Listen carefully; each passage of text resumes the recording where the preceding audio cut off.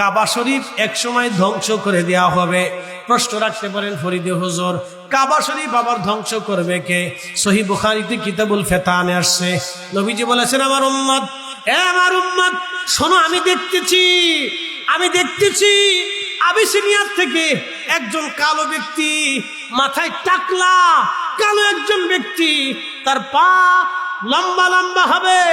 এই ব্যক্তিটা তার শাবল দিয়ে, কুড়াল দিয়ে কাবা শরীফের পাথরগুলি আঘাত করে করে ছুটিয়ে ফেলতেছে। আমি দেখতেছি আফ্রিকান একজন ব্যক্তির মাধ্যমে কাবা শরীফ ধ্বংস হয়ে যাচ্ছে। সাহাবা একরাম বলেন, হুজুর এটাও কি সম্ভব? আফ্রিকানের মাধ্যমে কাবা ধ্বংস হবে? নবীজি বললেন, হ্যাঁ, আমি তাকে দেখলাম, তার মাথার টাক হবে এবং তার পায়ের নালা হবে লম্বা লম্বা। আফ্রিকার একজন মানুষ তার শাবল দিয়ে আর তার খন্তা দিয়ে, কুদাল দিয়ে কাবা শরীফের পাথরগুলি মেরে মেরে আঘাত করে করে ছুটিয়ে ফেলবে। নবীজি বললেন, আমার উম্মত কাবা শরীফ আবিসিনিয়াবাসীরা, আফ্রিকানবাসীরা একসময় ধ্বংস করবে। মুহাদ্দিসিন ইকরাম বলেছেন, এই ঘটনাটা পৃথিবীতে যেই সময় দাজ্জাল আসবে, দাজ্জাল আসার সময় কাবা ধ্বংস হবে না। দাজ্জালের পরে ইয়াজুজ আর মাজুজ আসবে। ইয়াজুজ মাজুজের সময় এই আফ্রিকানরা এসে কাবা শরীফ ধ্বংস করবে, ভেঙ্গে ফেলে দিবে তারা। বন্ধু, খুব মনোযোগ দিয়ে কথাগুলি শুনে যাবেন। সেই সময় কিয়ামত সংঘটিত হয়ে যাবে, পৃথিবী শেষ হয়ে যাবে। ভাই আমার, এই আবিসিনিয়ার কালো বাহিনী এসে আপনার দেশ দখল করবে। তখন এই বাদশা বলতেছে, শোনো, তারা কি স্থায়ী হবে? তখন বলল, না, তারা ধ্বংস হয়ে যাবে। নতুন আর এক বাহিনী আসবে, তাদেরকে পরাজিত করে তারা রাজত্ব করবে। তখন বাদশা বলল, তারাও কি স্থায়ী হবে? বলে, না, তারাও ধ্বংস হবে। নতুন আরেকটা বাহিনী আসবে, তিনি আখিরি নবী রাহমাতুল লিল আলামিন দুনিয়াতে তশরীফ আনবেন। ওই নবীর উম্মতরা তাদেরকে ধ্বংস করবে। তবে বাদশা শুনে রাখেন, কিয়ামত পর্যন্ত ওই নবীর উম্মতেরাই আরব ভূমি শাসন করবে। বাদশা বললেন, এরে দার্শনিক, কিয়ামত আবার কি? দার্শনিক বলল, বাদশা, কিয়ামত হলো সারা পৃথিবীর সৃষ্টির মানুষগুলি শুরু থেকে শেষ পর্যন্ত এক মাঠে একত্রিত হবে। হাসরের ময়দানের বিচারের দিনে তারা একত্রিত হবে। এই সময়টাকে কিয়ামতের মাঠ বলা হয়। বলে, এটাও কি সম্ভব? তখন এই বাদশা বলতেছে, এটাও কি সম্ভব হে স্বপ্ন বিশারদ? বলে, হ্যাঁ বাদশা, এটাও সম্ভব। বলে, আপনি কি সত্য বলতেছেন? তখন এই স্বপ্ন বিশারদ বললেন, বাদশা, আসমানের মালিকের কসম করে বলি, আমি যা বলেছি এক চুল পরিমাণও মিথ্যা হবে না। আখিরি নবী আসার সময় ঘনিয়ে গেছে। এই জমিন নবীর উম্মতেরা শাসন করবে। একবার জোরে বলা যাবে কি আল্লাহু আকবার? এই জন্য আরব জমিন কেউ কোনোদিন দখল করে রাখতে পারবে না। কিয়ামত পর্যন্ত নবীর উম্মতেরা আরব শাসন করতে থাকবে, আরব তাদের অধিকারে থাকবে। কখনো কাফেররা একেবারে সক্রিয়ভাবে সমূলে আরব আর কোনোদিন দখল করে নিতে পারবে না। এমনকি দাজ্জাল এসেও আরব ঢুকতে পারবে না। সে মদিনা মুনওয়ারায় প্রবেশ করতে পারবে না। মদিনা ইউনিভার্সিটি আছে, যদি কোনোদিন মদিনা ভার্সিটি যান, মদিনা ভার্সিটির সামনে একটা ওয়াদি আছে, নাম ওয়াদি আল মুবারাক।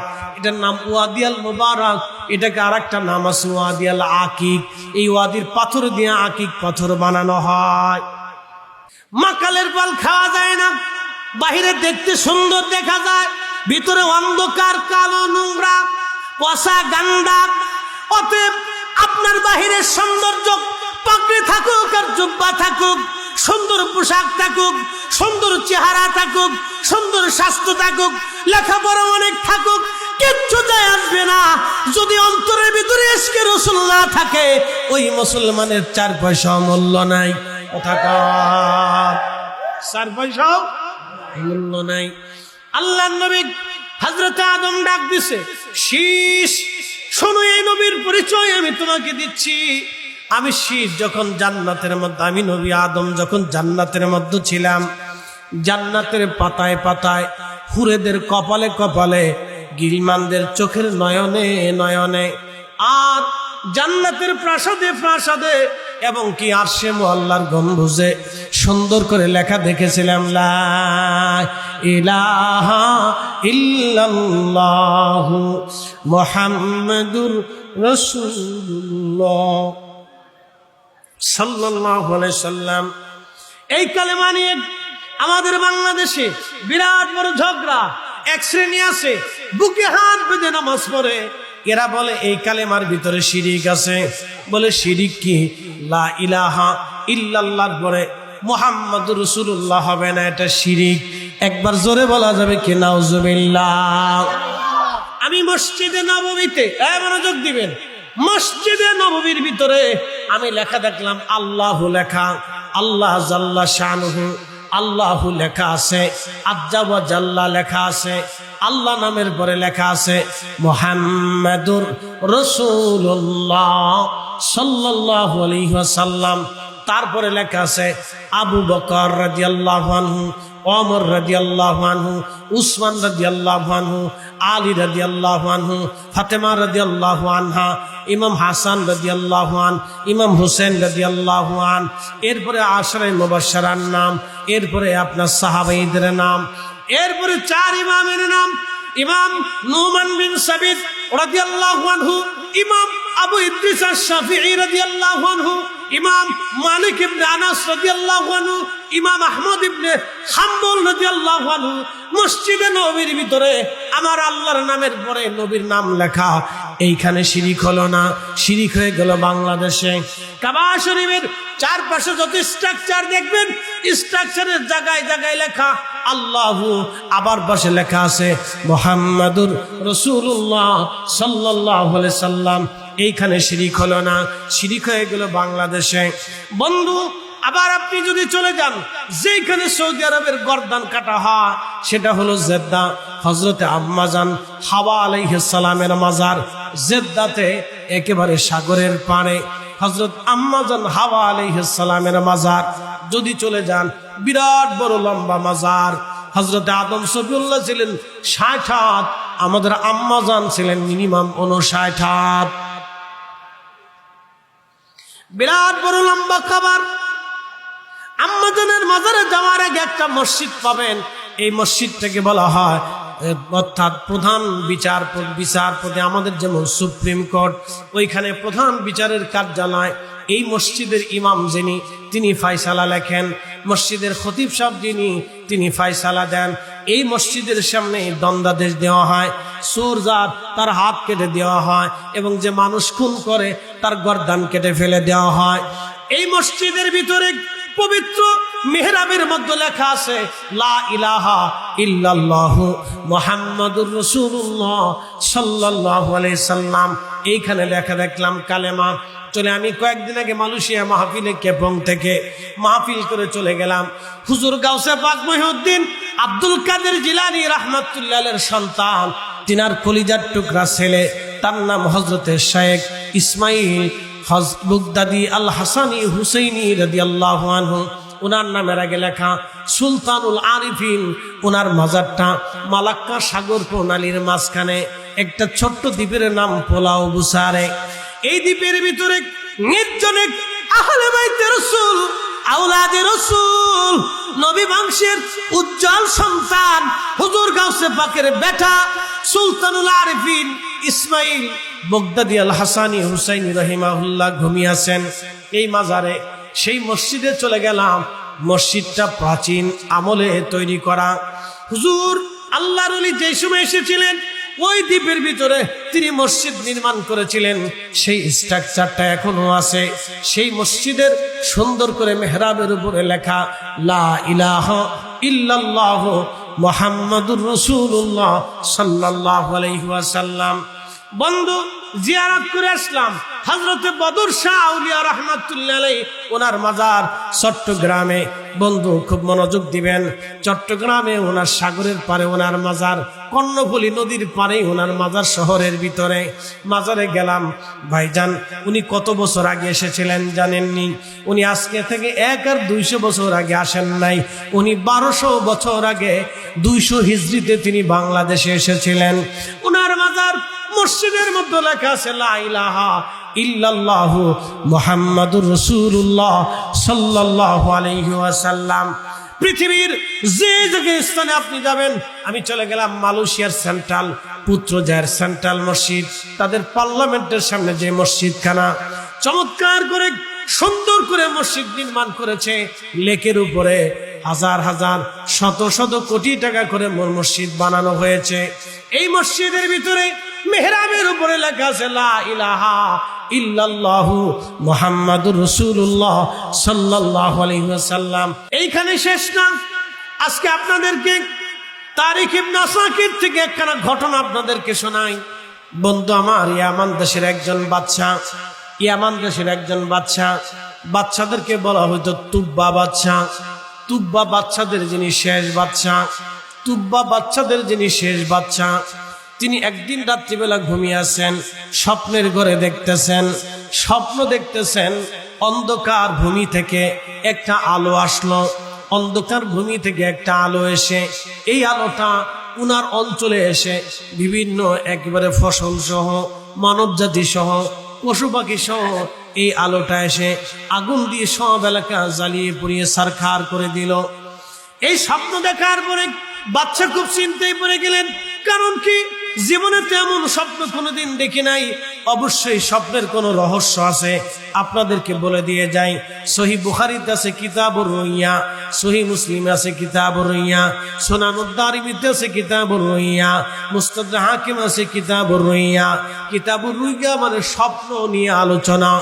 আল্লাহর নবী বলেন, আমার উম্মত 30 বছর আগে যদি স্বপ্ন দেখো, 30 বছর পরেও স্বপ্নের ফলাফল আসতে পারে। হযরতে ইউসুফ আলাইহিস সালাম স্বপ্ন দেখেছিলেন 30 বছর আগে, স্বপ্নের ফলাফল এসেছিল 30 বছর পরে। হযরতে ইউসুফ স্বপ্ন দেখেছিলেন 30 বছর আগে, স্বপ্নের ফলাফল এসেছিল 30 বছর পরে। অতএব স্বপ্নকে ছোট করে দেখবেন না। বলে হুজুর স্বপ্ন তাহলে কি করব? স্বপ্নের একটা মাসালা আছে। আপনি যদি খারাপ স্বপ্ন দেখেন কারো কাছে বলবেন না, আর যদি ভালো স্বপ্ন দেখেন আপনি মানুষের কাছে বলবেন। খারাপ স্বপ্ন যদি দেখেন আউযু বিল্লাহি মিনাশ শাইতানির রাজিম বলে আপনি ডান কাঁধে শুয়ে পড়বেন, কিন্তু আউযু বিল্লাহ বলার আগে বাম দিকে আপনি 3 বার থুতু নিক্ষেপ করবেন। ছোট ছোট করে থুতু নিক্ষেপ করবেন, আউযু বিল্লাহি মিনাশ শাইতানির রাজিম বলে ডান কাঁধে শুয়ে পড়বেন। আল্লাহর নবী বললেন, তুমি যে খারাপ স্বপ্ন দেখেছ, এই স্বপ্নের তাসির আল্লাহ তোমাকে মুক্ত করে দেবে, ওই বিপদ থেকে আল্লাহ তোমাকে বাঁচাই দিবে। আর খারাপ স্বপ্ন আপনি কারো কাছে যদি বলেন, সে স্বপ্নের তাবির বুঝে না, জানে না, যেই তাবির আপনাকে করে দিবে সেই তাবির আপনার তকদিরের মধ্যে লিখে দেওয়া হবে। স্বপ্ন ছোট করে দেখবেন না। স্বপ্ন নিয়ে আমার আল্লাহ সূরা নাজিল করেছেন, সূরা ইউসুফ। বাদশা বললেন, তাহলে তাদেরকে ডেকে নিয়ে আসো। বাদশা তাদের 2 জনকে ডেকে আনা হলো। ইয়ামান দেশের রাজ দরবারে তাদেরকে ডেকে নিয়ে যাওয়া হলো। বাদশা তাদের প্রথম জনকে নিয়ে গেলেন। প্রথম জনকে গোপনে রুমের ভিতরে নিয়ে বললেন, হে স্বপ্ন বিশারদ, আমি শুনেছি তুমি আধ্যাত্মিক ক্ষমতার অধিকারী। তাহলে বলো তো, আমি গত রাত্রিবেলা একটা স্বপ্ন দেখেছিলাম ভয়ঙ্কর।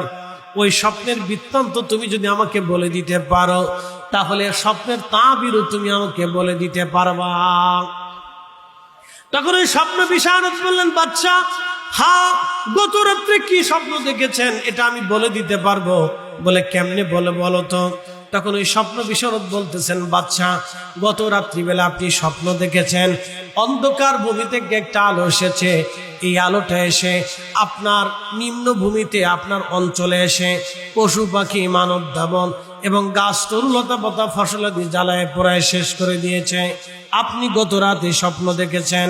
বাদশা বলল, হ্যাঁ হে জ্যোতিষী, তুমি তো সত্যই বলে দিয়েছ, স্বপ্ন দেখেছি। বাদশা তখন ডাক দিয়ে বলেন, স্বপ্ন বিশারদ, তাহলে বলো তো আমার স্বপ্নের তাবির কি হবে, স্বপ্নের ব্যাখ্যা কি হবে।